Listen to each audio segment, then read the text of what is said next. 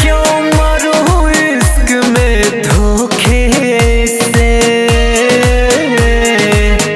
जाने वाले तो जाते हैं, कौन रुका किसी के रोके से। जाने वाले तो जाते हैं, कौन रुका किसी के रोके से।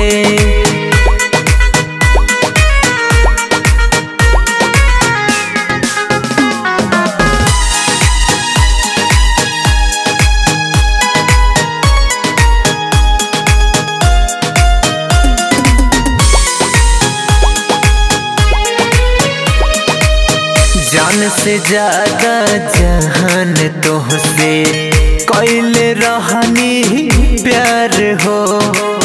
टूटी जहिया गलत फहमी याद आई हमार हो। ना प्रीत के धागा कच्चा बा तोहरे ला नहीं सच्चा बा। जे होता नहीं अच्छा बा हाय।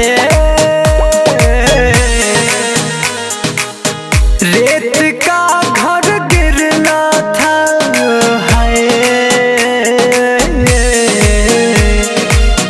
रेत का घर गिरना था एक रोज हवा के झोंके से।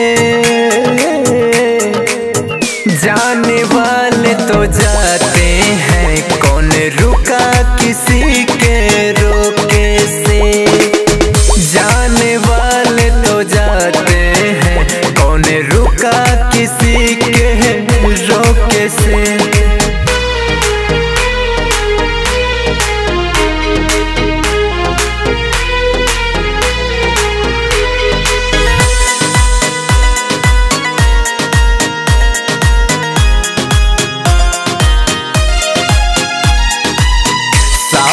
रह के खुश न बाड़ू, चली जा हमसे दूर हो।